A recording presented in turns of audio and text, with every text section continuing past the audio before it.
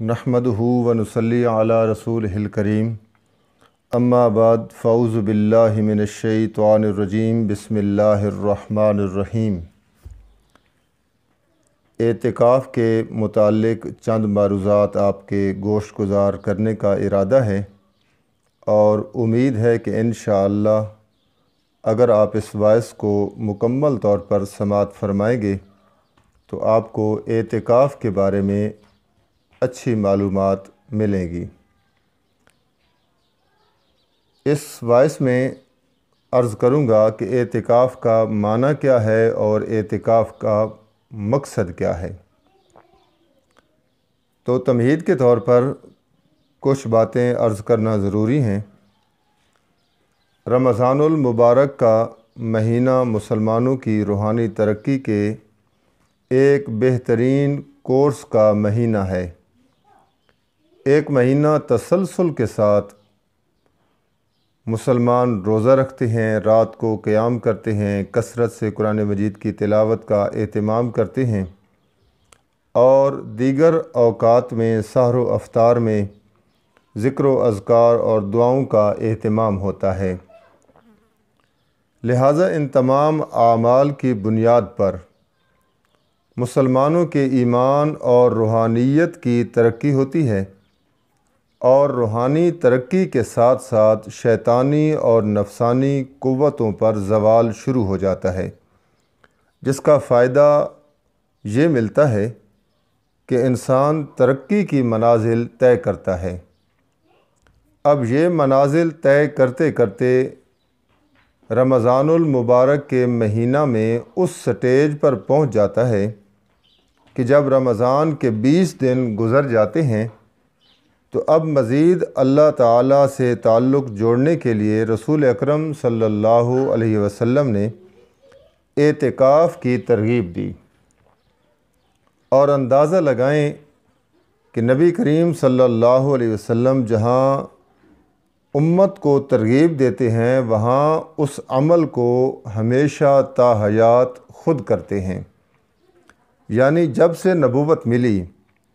اور رمضان کی فرضیت آئی ہے، آپ صلی اللہ علیہ وسلم ہمیشہ سے رمضان کے آخری عشرے کا اعتکاف کرتے۔ بخاری شریف کی حدیث ہے، نبی کریم صلی اللہ علیہ وسلم ہمیشہ رمضان کے آخری عشرے کا اعتکاف فرماتے، یہاں تک کہ آپ صلی اللہ علیہ وسلم کی وفات ہو گئی اور نبی کریم صلی اللہ علیہ وسلم کی وفات کے بعد آپ کی ازواج تسلسل کے ساتھ اعتکاف کرتی تھیں۔ اور ترمذی شریف کی روایت ہے کہ نبی کریم صلی اللہ علیہ وسلم جس طرح ہر سال رمضان کے آخری عشرے کا 10 دن کا اعتکاف کرتے، ایک سال کسی وجہ سے آپ سے اعتکاف رہ گیا، لیکن پھر دوسرے سال اگلے سال آپ نے 20 دنوں کا اعتکاف فرمایا۔ تو آپ اس سے ذرا اہمیت کا بھی اندازہ لگا لیں کہ نبی علیہ السلام کو یہ عمل کتنا محبوب تھا۔ 20 دنوں کا اعتکاف کیا، گویا کہ 10 دن پچھلے سال کے اور 10 دن اس سال کے آپ صلی اللہ علیہ وسلم نے حساب برابر کر دیا۔ اب ہم اعتکاف کے معنی پر غور کرتے ہیں۔ اعتکاف کا معنی یہ ہے کہ اپنے گھر سے، اپنے اہل و عیال سے اور اپنے دنیاوی مصروفیات سے کٹ کر انسان خانہ خدا میں یعنی مسجد میں مخصوص دن قیام کرے، اس کو اعتکاف کہتے ہیں۔ اور اعتکاف کا مقصد کیا ہے؟ اعتکاف کا جو بنیادی اور ضروری مقصد ہے وہ یہ ہے کہ انسان اپنے گناہوں پر نادم ہو، شرمندہ ہو، استغفار کرے اور آئندہ کے لیے پختہ عہد کرے کہ یا اللہ، جو کچھ مجھ سے تیری نافرمانی ہو گئی، غلطی ہو گئی، خطا ہو گئی، میں نے اپنے نام اعمال کو آلودہ کر دیا گناہوں سے، یا اللہ وہ تو ہو گیا، لیکن اب میں تیرے گھر میں آ کر تجھ سے دوستی کرنا چاہتا ہوں، میں تجھ سے صلح کرنا چاہتا ہوں اور آئندہ کے لیے پکا وعدہ اور عہد کرتا ہوں کہ تیری نافرمانی نہیں کروں گا۔ اب اس طرح سے، اس عقیدے اور نظریے کے ساتھ اور اس طرح ندامت سے جو بندہ اعتکاف کرے گا، یقیناً اس شخص میں روحانی طور پر انتہائی رب تعالیٰ کی طرف سے برکات، نوازشات اور خصوصاً جو ہر انسان کی ضرورت ہے، رب تعالیٰ کی طرف سے رضامندی حاصل ہوگی۔ اعتکاف کے مقاصد میں سے جو اولین اور بنیادی مقصد ہے وہ یہ ہے۔